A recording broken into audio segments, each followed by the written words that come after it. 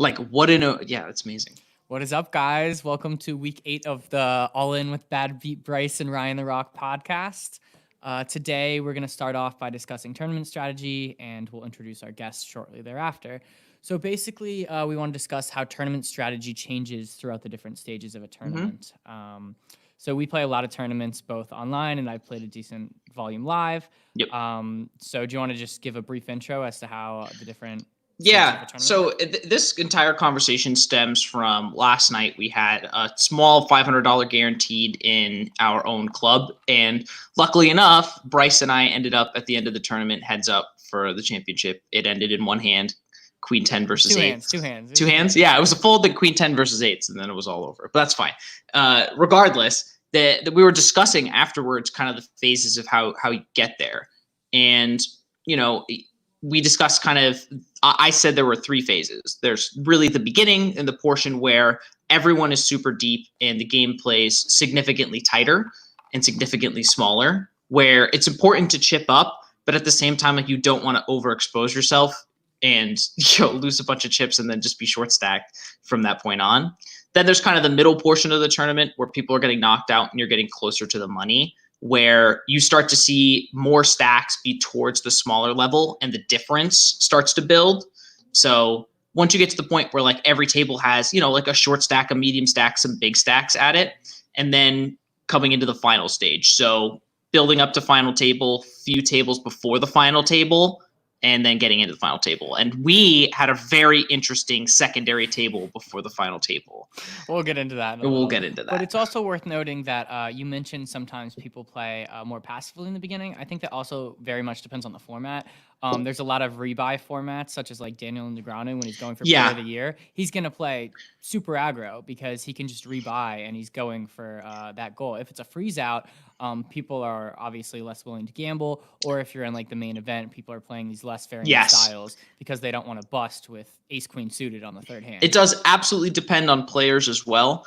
On my opening table was not your typical opening table where there was one person at the table who was opening 10x plus from every position, and on some flops, if he faced a bet, he would just shove, and it was kind of fun to watch. It was super high variance, and eventually he ran into a hand where he had ace king and I had aces, and I knocked him out.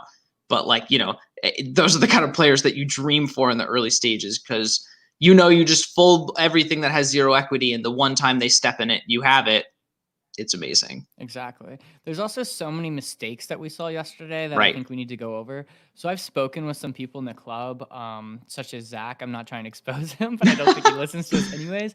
But he quite literally says that he doesn't think of pots in terms of big blinds. Yeah. So that kind of is why his sizings are pretty bad most of the time. And so at the final table, it was the final 4, and the blinds were 3K, 6K, and a guy was 75K effective, and he decided to raise to 24,000. While that is effectively a shove, and no one's likely going to be flatting there, when you have that short of big blinds, you just need to rip it in there. There's some argument to be made because that's exactly 12 and a half big blinds. Exactly. So right. But you can't raise to that percentage of your stack just to fold. You have zero fold equity, so you just have to rip it and put max pressure. And I feel like from the little studying that he's done, he's just getting into poker. He probably has just heard like the 3 to 4x thing, and he also probably a sizing tell going 4x. He probably had pretty good hand that he wanted to be called by, but you just want to rip it there, put max pressure. And I don't think it affected any of our decisions for that specific hand. But you definitely need to be thinking of terms of big blinds for both tournaments and cash games. And it's different, the sizings that you go for. Deeper in a tournament, you're more likely to go to like 2.5x instead of early on. You could be going from that 3 to 4x range when you're deeper. So I think it's very important just to know what stage you're at, know both what your stack's at, as well as the people at your table. And you just gotta study some tournaments. I think I agree, and I think looking back at the tournaments that I've played and the hands I've played in tournaments, being able to look back through those exact hands, I find that a lot of times the spots where I lose the most and that probably have the greatest effect on my outcome are where I make a loose splashy play and I find out, I bluff at a pot on a turn, but I bet an amount that's like, 10 to 15 big blinds when I'm off of like a 30 big blind or a 40 big blind stack. So like the problem is when you bet that amount, you really hamstring yourself, because if you get jammed on and you have to fold, especially if you're heartbreak. bluffing, Mr. Ryan. Especially if you're If bluffing. we want to talk about that hand yesterday, he bet river after showing zero aggression on flop and turn. And I called him with like third pair. Yeah. And he bet like 30%. Going for some of the pot. reverse psychology stuff. I was like, he'll never call me if I bet it like it's value. Because he'd been so tight too. So like it almost looked strong from that aspect. Yeah. But the way he'd played the hand, it was just pretty obvious. Yeah. He was just bluffing. That was the problem, was that I was like, had I even just sat there and thought about a check for 5 seconds and then checked it twice and then just tried to make it look like I was trapping you, that would have made sense. But the fact that that wasn't the plan going in, and then all of a sudden on the river, I was like, we're going for it. And then I bet 1/3 pot. And I think also going off just briefly, it obviously is very dependent on your stack size. So one guy at our table, Punnett, was folding, I'd say about 70% of his buttons to me. There was a period of about 30 minutes where I went from 100K to 200K in chips. You're 240 before you hit the final table. And second was like 70K at one point. And we started that table hands in a row. Everyone folded to me. Like, we started that table almost even. Like, we both had very equal stacks, and Punnett was not far behind. By the end, Bryce is 240K on the final table, and he's cruising to the win. Yeah, like, people just need to if it's 3-hand and you're on the button, you need to be raising. Opening. You need to be opening a huge percentage of your range. Huge. 85%. Like, he was in second. It's not like he was short and he would be crippling himself. But yeah, that's a pretty brief discussion on tournament strategy. Yeah. But we're now going to introduce our guest. Absolutely. Ryan, you're the best at it, so it's up to you. Ladies and gentlemen, today our guest is a friend of the podcast, Kenan Schrog. Yeah, I said that right. We've been calling him Keenan for a while, so Kenan. Kenan started his poker career as a table game dealer at Mr. Z's Casino in Washington State, and now finds himself on the other side of the table playing with the Sharks in our poker club online. Under the tag Deuce is Wild, he has spent the better part of the last 2 months putting Bryce and myself to very tough decisions, some of which we will get to go over today. Without further ado, please welcome Kenan to All In. What is up, Kenan? How you doing today? Okay. How's it going? Pretty good. Good. Thanks for coming on. As a brief introduction, because I recognize this room from our Zoom calls, would you mind showing us the poker table that you're sitting at? Sure, let's check it out. So I actually just installed some LED strip lights up there today. Oh, let's go. That's all amazing. Around. That's pretty dope. So that goes around the room. I got a TV in the corner there, mini fridge. Oh, that's my face. Some cool poker art in the background. Yeah. We got the table here. Wow, he even put out the chips too. Look at this guy. This guy's put ready. out the chips. He's ready. I just use that so I can pop my eyes. Works pretty well. I'll be That's coming awesome. out to Washington in a few months to come play with you. You better. Dude, that's awesome. Yeah. Well, for the first question, we just have the pretty easy one. We know that you previously worked as a card dealer, but how did you initially get involved with poker? Yeah, so I guess I knew about the game, I guess, like anyone, base level knowledge throughout like high school and my early life, but like I never played with family or anything. Once I got to college, my cross country team actually was like pretty into playing poker, like 2 or 3 of them. That. And Cross country kids love poker. I instantly took a liking to it and just started playing. Like within 3 months, just kind of grinded up in that little group and like became one of the better players, and then started like crushing them. And then I was like, okay, like I've got to try and play this against some actual people, like in a casino. So I What stakes were you guys playing? I know you mentioned the other night that you guys get pretty deep in a 51 game, like $600 or something deep, like regularly. That didn't start till the past year. Originally, we'd play like 10 cent, 20 cent, maximum 25, 50. And the games would stay pretty small. Like the max I'd be in for would be like $60 or something like that. Yeah. Yeah. But, and that was when I didn't have a job. And this was before I worked at Mr. Z's Casino and actually made some sort of income. Before that, I was just, relying on Grandma's money. work paying for my school, and then just like whatever Yeah. side I could do, I'd have that money. But yeah, so played with them for the first year or two, and then it was mostly the older guys on the team. So when they graduated, I was kind of like, oh man, I got no one else to play with. It was kind of tough. And I eventually, after like a year of playing just with my friends on the team and stuff, I took my first shot at playing in like an actual card room, and I burned through a K like in a week. Like it was. I mean, obviously, it's like it's not that much. That's how that goes, Yeah, though. but I mean, when you just Three start first buy-ins playing, in a- Yeah. three stings a buy-ins little in bit. a game. So it obviously makes sense now. But I was like, just what is going on? Yeah. Like I crushed Did you these think guys. you sucked at poker? Did you Yeah, want to quit absolutely. gambling? Yeah. I was like, did these guys just turn me into a like, gambling addict? And I just feel like lose all my money now. I was like, what? That's Is this always what the happens to feeling. people? Yeah, so that was obviously a little bit frightening, I guess, because I was like, man, I thought I was good at this. No, I'm not. Like, I just lost everything. Man, you have an interesting origin story. I gotta tell Yeah. you. But yeah, It's probably so, pretty similar. Crushing your friends, you hit the Exactly. big leagues. Yeah. Yeah. Just get smacked. yeah. Well, let's see. The next question is, speaking of your time as a poker game dealer, Mhm. are there any stories that stick out in your head of some crazy stuff that goes down at the casino? I'm sorry, I've never heard of Mr. Z's. yeah, So I would assume being don't kind of a smaller casino, some Yeah, crazy very stuff small. goes down there. So I live in I go to school in Pullman, Washington. That's where Washington Yeah. State University is. We're a town of like 34,000 people, so pretty small. Yeah. It's basically like if the college wasn't here, there wouldn't be much besides. Yep. And yeah, so I got a job like beginning of school last year. So it's been almost a year that I've worked there, and we only have like one table for poker. Jeez. We have 5 table games and then 1 table for poker. I started there as a table games dealer, and then eventually like worked my way in and took the job of the poker dealer, so I could just deal everything. And I'd say for table games, it's like nothing gets too crazy besides the drunk idiots that like to tell you you're doing things wrong and whatnot and try Yeah. to read the cards. Dealer, Luck why'd on you you. do it to me? Yeah, Yeah. I love those guys. It gets pretty annoying, and you definitely end up having some grudges against some of the more belligerent folks, the regulars Sure. that you don't like. But Is it mainly Overall. regulars then? Obviously, yeah, you're in a here fairly we don't small have any one poker table. after-buys. But Yeah. yeah, so mostly Jeez. regulars.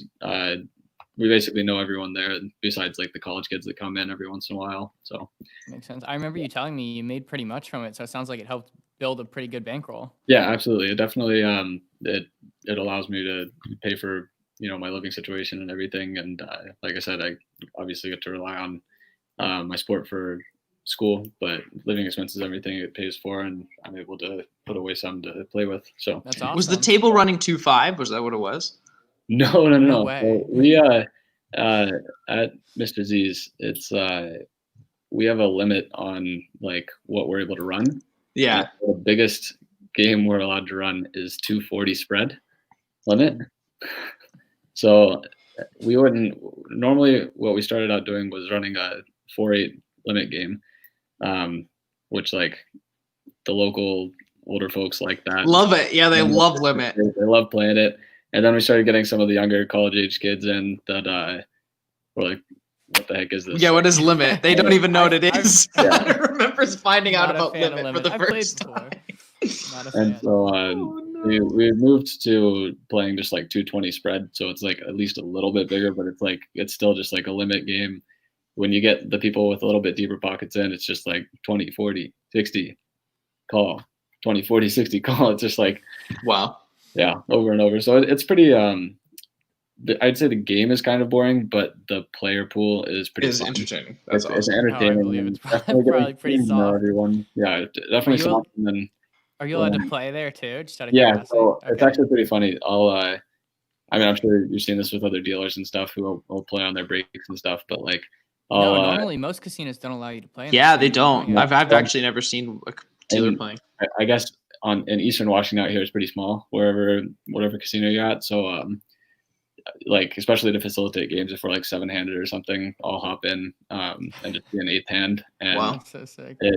I try not to be, like too aggressive. I try to just like facilitate a bit of action, but not really take from the game. What an interesting angle. Yeah, This man is showing up just to give action on behalf of Mr. Z.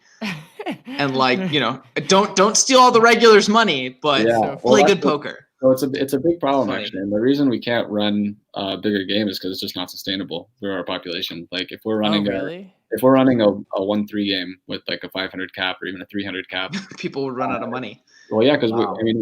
I'd say we have 20 players max in the area that would come to our casino and be like regulars. And so say one of them has a 3,000 or like 5 of them have a $3,000 bankroll. If they just lose it, like It's all over. it's all over. So Oh, jeez.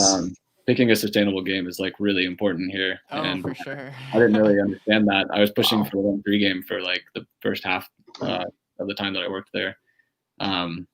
And then I was just like, okay, I get it. You understand. Yeah, that makes sense though. All right. So speaking of cross country, as a fellow runner, I think we are a different breed that's just insanely competitive as well as hard on themselves. How do you find? Does this translate to poker for you, or? Yeah, so I would say, obviously, being a runner, like it takes just like with any sport, and even with poker, obviously, just a ton of commitment. Like you have to be absolutely committed to like learning and getting better. Like you can't just put in random work. Like if you're talking in terms of running, like if you just go and run 5 miles a day, you're going to get better. But if you don't do specific training for specific aspects of your event, you're just going to be a more fit person. You're not going to be a sharper racer. You're not going to be ready to make certain moves in a race that will put you in contention for winning something. So just like with poker, if you're not focusing on tournament spots where, you need to focus on your sizing and stuff like that, you're not going to be able to get to the third tournament like you're talking. So it's just really important. Every process goal that I've learned in running just applies directly to poker. Very well said. Interesting. What sort of process goals do you set in poker? In poker, so really, I mean, when I started, I was just like, obviously I, was playing really small with my friends, just like learning what everything meant, how to play. So it was definitely more of just like a gamble every time. Until I was there too. Yeah, $60 buying games. Been there. Yeah. Yeah. But, once you read a few books or excerpts from books, it's just like, you just understand like that every single thing like is all about a single hand, and you can archive that hand in either, a notebook, in your head, laptop, whatever, and use that information in the future. But the process is all over that hand. So from the very instant you see your cards, you put that in the back of your head. And obviously we know now it's not always about what you have, it's about what other players have and how they play their hand. But so you got to watch all the action, obviously. So just like paying attention to how your opponent is just playing their hand. Trying to figure out how best to like put this together, but no, you're doing a good job. Yeah, it was good. No, you were fine. We totally got where you were going. Okay, as long as you understand where I'm going. But we do. Yeah, it's just important to set like you have an end goal, and then attainable goals for the hand. So like you're paying attention to what someone opens to, like what kind of bet are you going to call with your hand, and are you in the right position, stuff like that. So it's just tons of things. Obviously, you got to just pay attention to and make correct decisions time and time again. So if you're making an incorrect decision and your third process goal for the hand, and you're doing that every single time, you're obviously going to lose money. It's the same thing if you're in a training week with running. I'll bring it back to that. You run 2 hard workouts back-to-back days, and you try and do it a third day, you're probably going to get injured if you do that week after week after week. So it's just not worth it. But you quickly learn, once you lose enough money, what works and what doesn't. It's a good lesson. It's a good lesson. There's nothing like being injured or losing your bankroll to teach you a lesson. And sometimes you got to hit rock bottom to really just want to get better. Exactly. Well said. I think that's a good analogy. So next question is, what aspirations do you currently have in poker? Where do you see yourself in 5 years? Well, where do I see myself in 5 years? Hopefully not Poker-wise. in Pullman. What'd you Hopefully say? not in Pullman. Hopefully not in Pullman.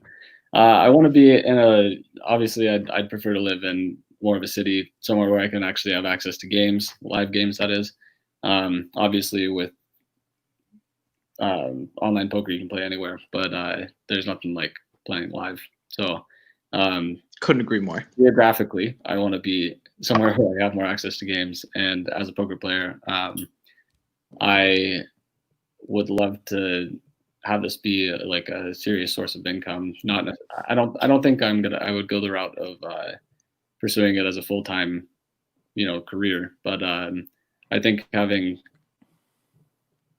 like 20 to 40% of my time, just like I don't want to have a full-time job. I don't think, if that makes What's sense. your major, by the way? I majored in kinesiology, and originally I wanted to coach like at the college level, cross country and track, and I've had experience now coaching at like the high school level, and I absolutely love that. Like I'd say my heart originally was in coaching younger runners at like the high school level, and obviously college if you want to get a paycheck for it. Yeah. Let's coach somewhere, my guy. It's definitely an aspiration of mine as well. Yeah, but really, it's just like I've being at the Division I level and just seeing like what it takes from coaches to like one, be successful in their career, and two, be like a good person. It's really tough to really like do both when your job is directly a result of how good you are as a team. I hear you. If you're not the best athlete on the team or in the top 15%, you're not going to get any time from your coach. And I completely I get it from the head coach, like why that is. It's just like, for me, I think it would be really tough for me to, be a head coach and have to neglect a large percentage of the team. I hear you. That makes sense. So I got 3 final quick questions for you. Yeah. Number 1, what's one poker book or piece of study material that you'd recommend to any poker player? Oh, yeah, I actually have this one right here. Oh, he's got it. He's got it with him. That's good. He's going to plug it right here. I was using this as to hold up some. I see Daniel Negreanu. I'll hold them. Heck yeah. Sponsored. Super important. This was one of the I Man. think this was the second book I read. When did that one come out? Curious, by the way. Does it say? What has to say? See, Kennan's wrote a research paper before. He knows where to find it. What did you say the year was? 2008. 2008. Nice. Yeah. But yeah, so obviously like you want to be reading recent publications and content, but there's something to be said for there's something to be said for Super System, baby. Right. Yeah, Super System. But just go all in. That's the play. So, second question: what's your favorite game besides No Limit Hold'em? Do you play any others? Are you like a craps genius? Can you roll the dice? Like, what's your game? Yeah, so I've actually never played craps.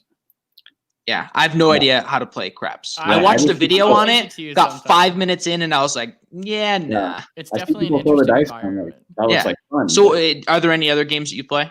Yeah, so like I said, I don't really go to a casino unless I'm playing poker or if I'm going to work. And we only have 5 table games, so we've got like 3 blackjack variations. We've got Ultimate Texas Hold'em, and we've got Pai Gow Poker. So should you card count in your casino and every take the time. house? Every time. Amazing. No, but I would say my favorite's probably Pai Gow. It's fun to just sit there with the dealers and mess around with the dealer. That's I'm fun. in a small casino, so I can reach for the cards like I'm about to scoop. right. You work with them, but yeah, so it's a ton of fun. But table games are stupid, obviously. That's so interesting. I wonder how. So we all know it. I wonder how much it cost for him to be licensed to do that. Obviously, gambling license pretty expensive. I wonder if it's worth it to do that for just such a small casino. Yeah, it's interesting. I think it's like how much do you think a license is? Is it like $250,000 or something a year to renew? I think it's somewhere around there. I've done some research on it.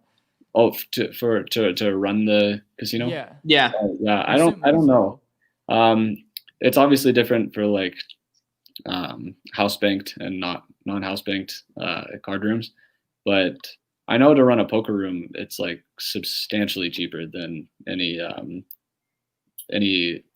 casino offering table games and That's and good to obviously, know. yeah. Definitely Poker Yeah. room is card actually room fairly down the cheap. road. It's fairly cheap, just because it's a player banked game. You don't really have to put any money up, so it's a lot more attainable than Yeah.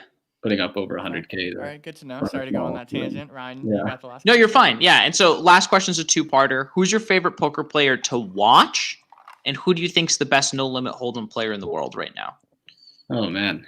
Well, to watch, I mean, I'll probably be one of the masses, but I love watching Daniel Negreanu. It's just like He's so funny. You He- just he's gotta the love way- him. no one reads like him. Like, Mhm. how does he do it? How does he do it? But He's the second best. Second best. second best probably Bryce. I'm the best. No, I'm the Yeah. best. He's Yeah. Bryce is the best. That was the No. point. Bryce Fish Williams. That's it. Oh man. But I guess second question was Best in the world right now at no limit. I gotta go with Jungle Man. Interesting. Yeah, even with all Controversial about that. choice. Doesn't even with all the controversy, I don't know. About Actually, that.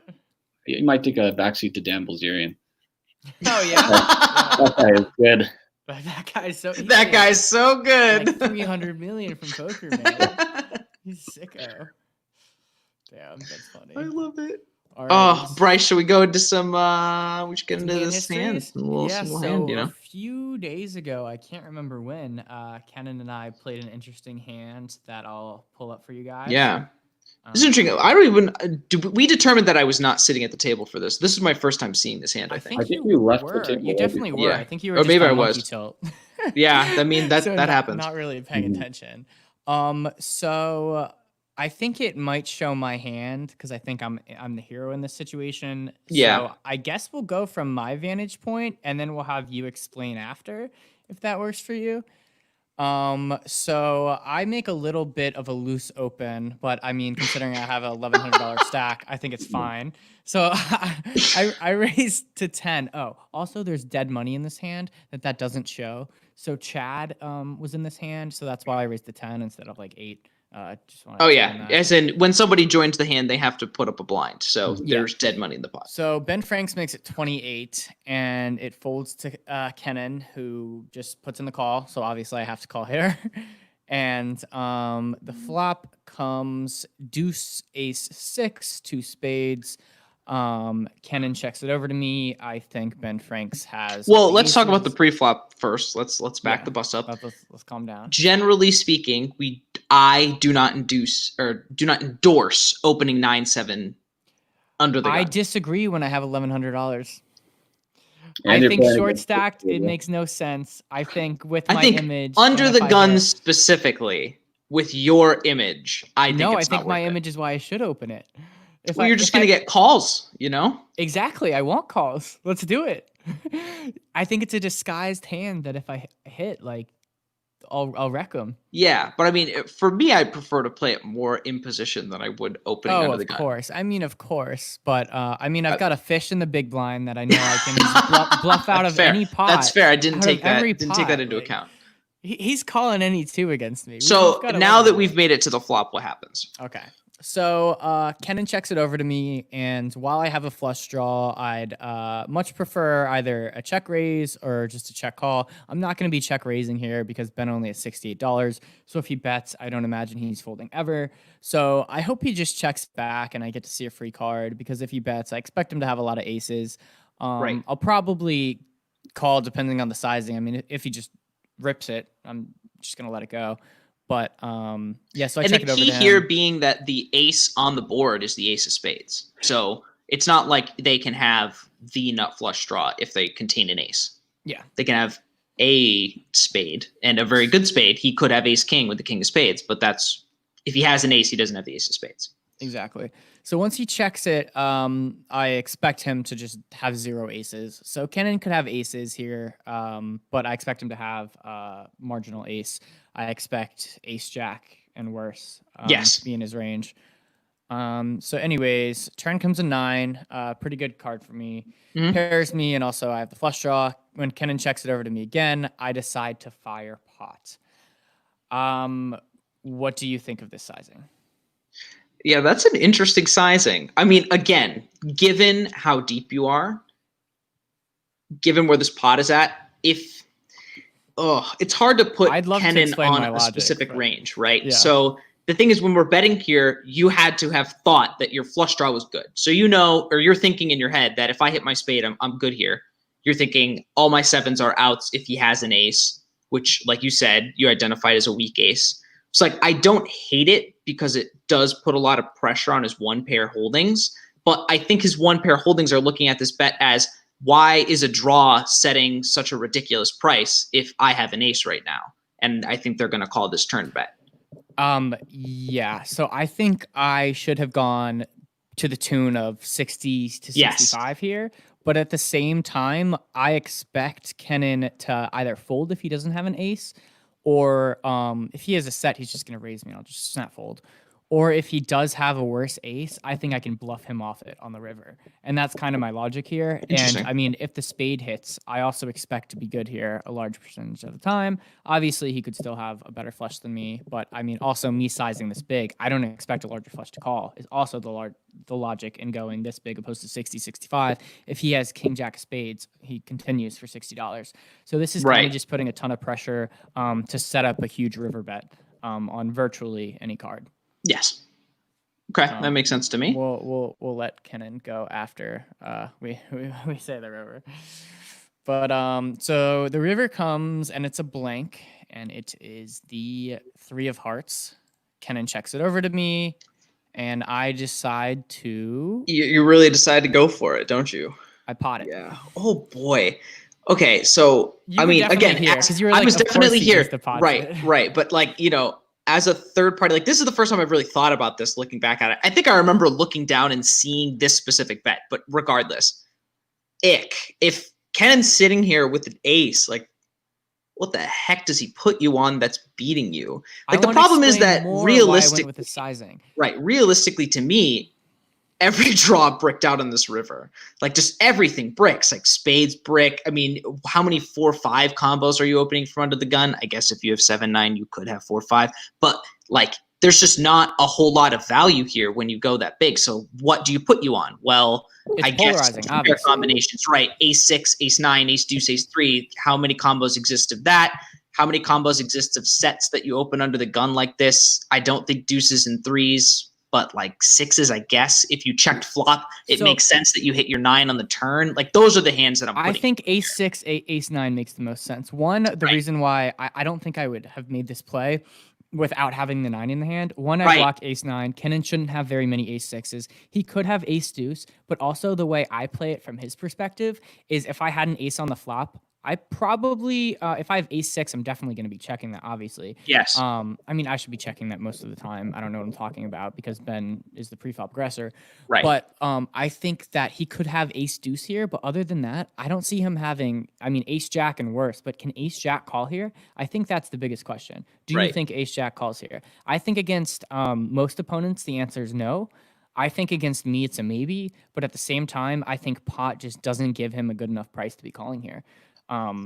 Because I think also if he has a set of deuces or a set of 6s, I think he needs to raise turn. I agree. And he I didn't. agree. So I think putting this max pressure on him while it's polarizing, I think he has to let it go most of the time.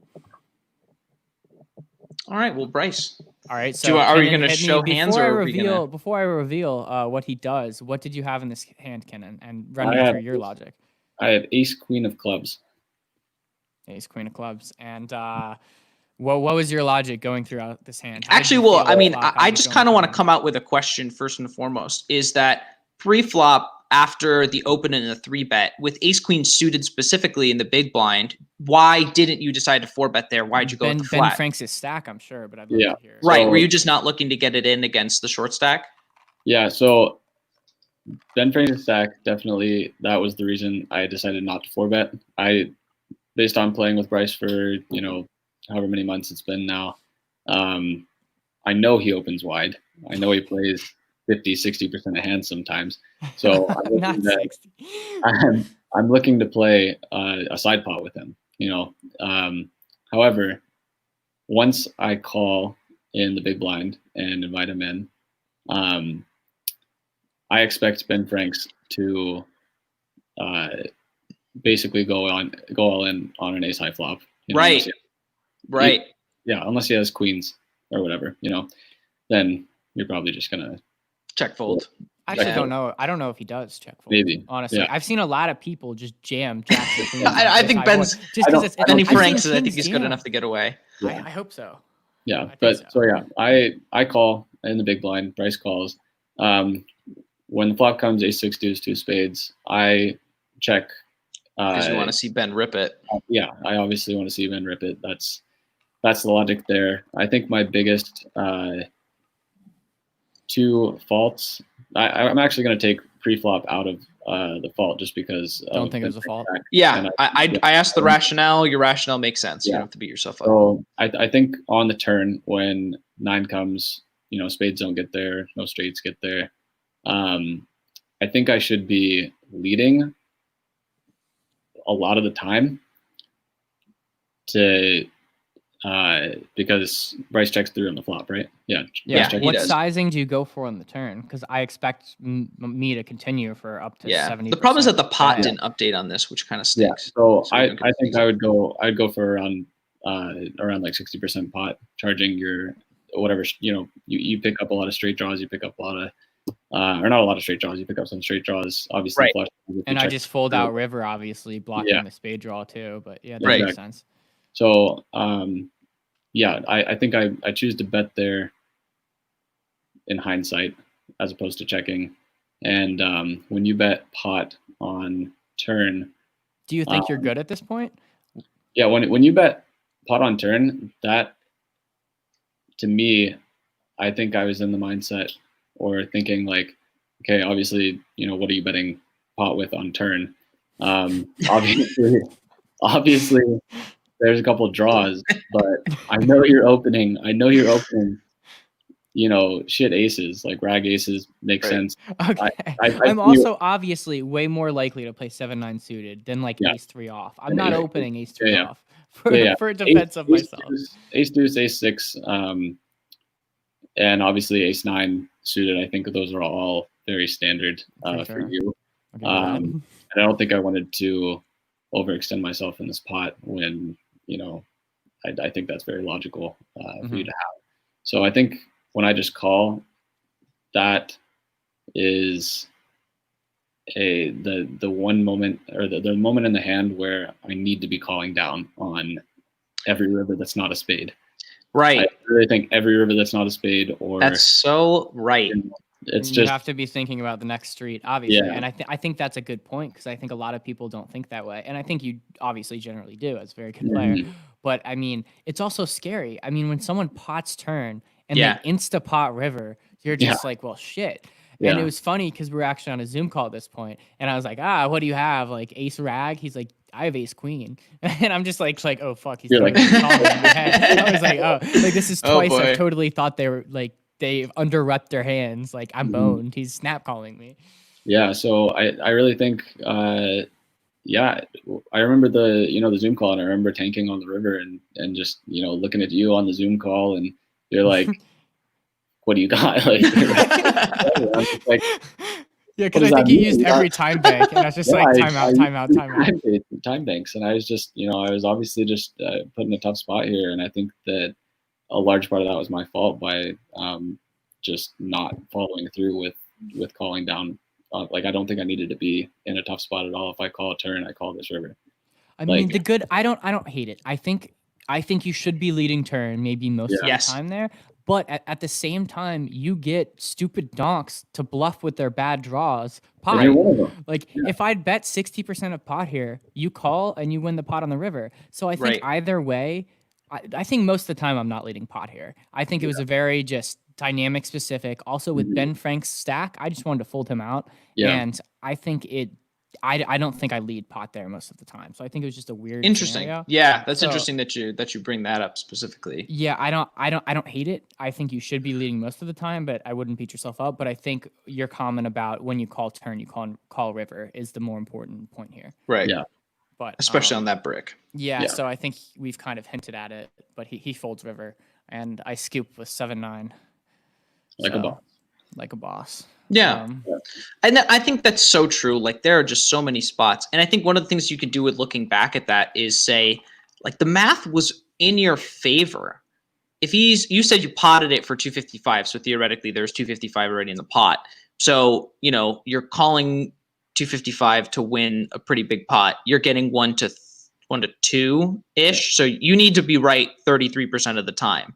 On that specific river card, you're right 33% of the time. You're good more than 33% of the time. Yeah. Right. So I think, and like that's one of the things like I've been trying to work into my game is thinking about it from that perspective. Yeah. Because when you get into pots against people like Bryce, when they put you to these tough decisions, when you look at the math, that can be an extra thing that helps. Yeah, and just like For you were sure. saying, like it's just table dynamics. Like we were, we were Right. on the Zoom call. I think this was maybe one of it's like the second or third spot where Bryce and I were in a little battle, and I love it.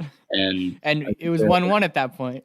yeah, it was 1-1, and he got me. But yeah, so it's just thinking back to that. It's like, is this just a leveling war? Like it absolutely was for him. Yeah. Yeah, I think steering away from that and getting back to the math every once in a while is super important, and because you just can't leave that. Like without math, you don't have a solid Gambling. Yeah, you're just gambling. Right. So, yeah, I mean, I think it'd be fun to look over this one of our other hands. I don't know if it was later, but For sure. You need to export your hands more. I and do. find Yeah, them. you do. Yeah. But I'm sure we'll have even more interesting hands. And Yeah, we definitely next week I'll review another one of our battles because we definitely have a lot of them. Yeah. But very much appreciate you coming on today, Kenan. Thank you, Kenan. It was a fun podcast, and watch the next two hands with us. But thank you for coming on. Absolutely, guys. Appreciate it, and I'll see you in a bit to take right. some more of your money. Later. I love it. Alrighty, so let me pull up this next hand. Hello. We're back. We're cooking. All right, so we're gonna do your hand. Is this hand from yesterday? Yes, yeah. This is from this specific tournament too, which is great. Sounds good. Let me pull it up real quick. There we go. Yeah, awesome. So you didn't label, it looks like, who else was at your table, is that right? I only labeled the people who are in the hand, I think. They should be you did? labeled. Okay, I didn't see that. Okay, cool. Yep. So we are in the $500 guaranteed tournament. There are 10 people remaining, 3 people cash. So that's an important thing to keep in mind. You told me about this hand. Right. This is an interesting hand. So blinds here are 600, 1200. So I'm playing off of 58 big blind stack off of this 70K. So here the stacks are pretty reasonably deep. Like everyone's somewhere around 40 big blinds deep. Even the other people I haven't marked are still kind of somewhere around 40 big blinds deep. So opening to 3x is probably pretty standard here, just given how everybody is this deep. We're kind of in the middle, headed towards the last phase of our 3 phases, if we're thinking of it that way. But we have a particularly deep table. So we open to 3x. Continue, Bryce. I'm continuing. We're going to get calls from the button, and we're going to get a call from the big blind.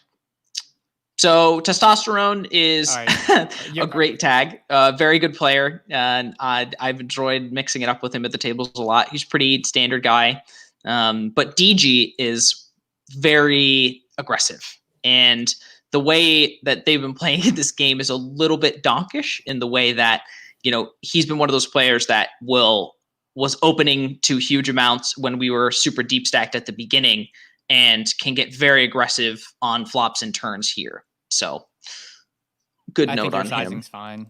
Yeah, I think the not too sizing's much fine. to talk about. Interesting. So interesting flop. We flop top set, but it's Jack Deuce 3 monotone, all hearts.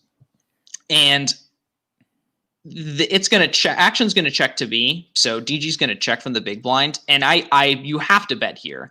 I think a flat from the button and a flat from the big blind when we're this deep, it's the odds of them having the flush aren't that great here, but the odds of them containing a heart that can continue are pretty good. So I want to apply pressure to a heart. So I think my sizing here is around 2/3 pot when I bet like 7K. Also with this, like I know if the board pairs, no heart draws calling me down. So if I'm going to get value from this and I think I'm ahead here, I have to get value now. That's why I went with the sizing. I think it's I don't reasonable. tend to compliment you, but I like your sizing. I like 7 to 9K here. I think you can definitely go on the bigger size, obviously, because any queen, king, ace of heart is probably going to call you. I like it. I like it. And Digi, I'm assuming calls. Oh wow, oof. So interesting, right? So this is what I was talking about. So all of a sudden, DG just rips it in here for 38K. And the funny part is like, this is where kind of the math comes into it, and where you look at this from this perspective and you can see that, you know, how often do I have to be good here? When they shove, like that's a big shove. Like they are shoving 38K into what was like 11 at that point. So I have to call off about, I think it was like 38,000 to win doubles. So I'm getting 2 to 1 here. I maybe actually a little bit better. So I need to be right 1 in 3 times. So I need to have about 33% equity. If I'm up against a flush here, if perhaps he has king, jack, king 10, king 9 of hearts here, which I think are feasible combos for him to take this kind of wild line with, I still am getting 30% here because I can still hit a deuce. I can still hit a 3. I can still hit running cards. So, you know, and especially with this specific player type that plays a lot of hands and plays all of them aggressively, there's a really good chance that this could be a shove with the naked ace of hearts. That's just like a wild player is going for it here. So I don't know. What do you think, Bryce? Wow. I think you think he's more aggressive than I have him perceived as. I actually think he's a fairly decent tournament player. I think he's along. He's the lines of run a deep. lot of people. To be fair, he has run very deep in I several think a lot bigger of people tournaments. in the club will play tighter ranges, but when they have a hand, they're almost like, I don't really know what to do with it, so I'm just going to go with it. I think a lot of people have that mentality. I agree. So I would like it a lot more if you had 3s to call here, obviously, because I think he'd shove ace jack, king jack. I totally think he'd do that, even with 3 hearts on the board. So when he shoves, I didn't even think about that too. I think he will shove a lot of hearts. I think he'd shove, I mean, almost any flush, honestly. 8, 10 of hearts, 9, 10 of hearts, because he wants you to be calling with your ace, king, queen of hearts. So I don't know if you do. I don't know. I think you have to call, I guess, because against who it is. I think if Kennen does this or Bot does this, it's a snap fold. But I think against this specific player, I don't think. I think another thing to take into account here is the ace of hearts is the only hand Bot would do that with. Right, and I agree.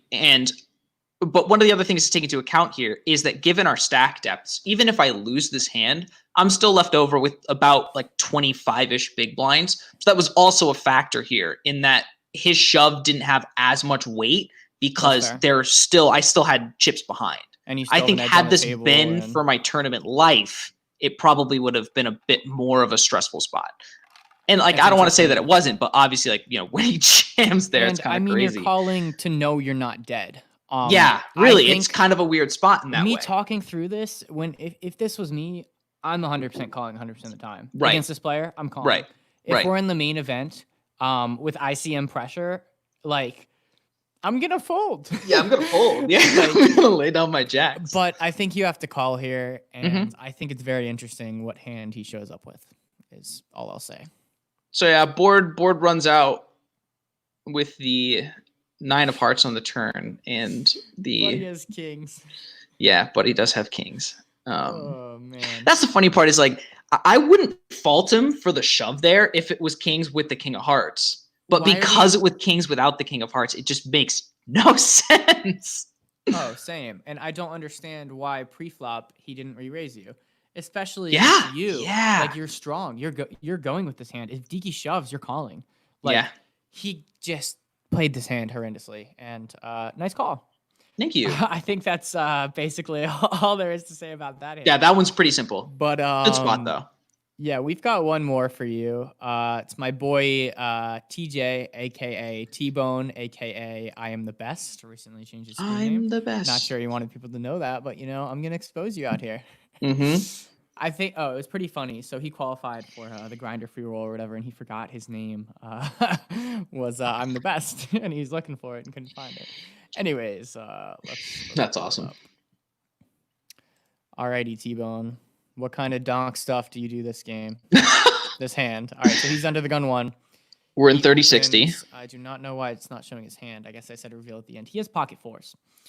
So he opens to Four space 240. I like the sizing. I think it's totally fine. Totally standard. He Totally gets standard. caller out of grun. And seat 4, I cut don't know off. why I didn't label. Seat 4 is JTB. Okay. So JTB, as he described, is a pretty tight player. And we've played a ton I of games agree. with him too. He is pretty tight. He's a good player. He's a grinder. I hate his sizing. I agree. So he raised to 630 here, and T-Bone said he basically put him on 10 plus. Yeah, which is an interesting thought. I just hate this raise. I almost What is think the it was a point of it? misclick, What is the right? point of it? Because you're getting called by anything. By both of them. Right, by both of them too. That's the real issue. And yeah, I just, you have to raise bigger. You have to go at least $9. Right, especially with the caller in between, you have to. You're pricing everyone in with the money that's already in the pot. It's just not a good sizing when you go to 3-bet here. Yeah. But So, regardless, we get 2 callers. I don't think you can cap his range that much. I think he is tight, and I think he has a good hand here, obviously. But I don't think you can cap his range. Right, I 10 agree. Plus, Ace Jack suited could potentially do this. Yes. Yeah. Anyways, so 6-4-8, pretty good flop. And JTB. Remember, leads we for- have pocket 4s, ladies and gentlemen. JT leads for 14 into 1920. Whew. It's a pretty big bet. I think He's this repping looks- over pairs I here. think this looks like an overpair. Yep. I don't think he raises 8s or 6s. I agree. Flop. So I think at this point you put him on an overpair or ace king of diamonds. Ace queen of diamonds. So T-Bone elects to flat here. He basically said that he believes Grun is a fish and will likely be calling a wide range of holdings, especially with the price that he will be giving him. But I don't think you can flat here. I don't think you should flat here. I don't think you should mix it up to flat here. I think you should be raising here 95 and especially given this specific board, given how especially given coordinated it the is. action, given the player. JTB betting on this crap board signals an overpair or signals an amazing flush draw. And if you raise to, you have $90, I think you raise to 42 shove turn. And that's the thing is, and the problem with flatting here as well is that you give Grun a fantastic price to continue with the garbage that he can flat with from the cutoff. So his 5-6 suiteds are looking great right now. His 6-7 suiteds are looking really great right now. His 8-9s, things like that. So he can have a lot of top pair combinations that are continuing here. And, even some top pair combos that might continue for a raise. Probably not because of the undergun or the big blind re-raise and then the big lead. But it doesn't matter if you price them out. You just now you have less. Your opponents have less outs. Exactly. So Grun does, as expected, decide to flat. Oof. And the turn Please give us a good is turn. an 8 of spades. 8. Okay. Doesn't change So, much. I mean, we just You what do know, mean? We other just than voted voting up. We just voted up. So, oh God, what did he bet? It happened so quickly. It happens so quickly. I'm gonna refresh it, and then we'll I go hate through how it that doesn't quickly. pause sometimes. Yeah, it has a kind of lag to it. I'll put it at 2x speed. But I think it anyways, went JTB show, leads right? for basically like 2/3 of T-Bone's stack, and T-Bone has a pretty obvious jam here. I mean, I think you're good here 100% of the time, unless I think you're good here 100% of the time. Yeah. Like, that's very favorable. And this turn card. comes back to, kind of a little bit of an overplay with an overpair. When you get called on this flop in 2 by spots 2 people, and the turn and then an comes, 8 comes, which was the top pair. cannot So he expect- leads for 33.90. Wow, that happens. I don't know why that went by so fast. It's Yeah, because I weird. had it on 2x. 33.90. We jam for 79. Grun calls, JTB calls. Yeah. So we get it in good. we have a boat against 8-9 against tens and Literally, yeah. rivers. Oh 9. boy, I didn't look. So yeah, we lose the No. hand. Obviously turn is very, very straightforward. We're getting it in there 100% of the time. Don't fall to it all. I think flop you need to be raising. I mean, obviously you got it in good and you can't beat yourself up horribly, but you need to raise flop. You need to raise flop. I didn't even know what either of these people had. I'm very happy that I accurately put one of them on 8-9 and the other one on 10. I'm so happy about that. I didn't look. Yeah. I can't believe the round came with I'm a glad 9. you didn't look. I think it's good for the analysis portion. Gross. That's But- so gross. Yeah, so JTB, I think, overplayed his hand. I think there's no reason to shove turn. What are you putting? Even if one dude has a flush draw, what are you putting the other dude on? 7-6, like 5-6. If they have an 8, if they have ace 8, I'm flatting. When you're raising pre-flop and just barreling turn, like if I have ace 8, I don't know why I'd have ace 8. literally the worst turn card in the deck for pocket tens. And he just Other than jams. Or he overcards. doesn't jam. He bets huge. Yeah, so I don't like JTB's playing of this hand. I think T-Bone should have raised flop. And 8-9, I actually think played it well. 8-9 suited, I think is fine to call pre-flop. I think you should be flatting after a big bet and a flat. And jamming, I think better than hitting magical trips on the turn. yeah, jamming's fine. Jam all. Yeah. I mean, You know, you're only losing to 4s, 6s, and a better eights. There's not a whole lot. So, yeah, poor T-Bone. But yeah, $300 pot shipped to Grun. But it is what it is. Yeah. But yeah. I've ever seen one. Yeah. Oof. So thank you guys for a great podcast. Thank you again to Kenan for coming on. It was a very fun podcast. Absolutely. And, look forward to next week. We definitely are still always looking for hand histories, and I'm still looking to book people for the weeks coming up. So if you want to just apply, shoot me a DM. You know, guys, it's my birthday tomorrow. Please send in some poker hands as my birthday present. Yes, please do. And happy early birthday to you, Mr. Thank Ryan you, sir. Vegas. But gonna sign off. Thank you guys for watching, and as always, send any feedback you have. Thank you very much.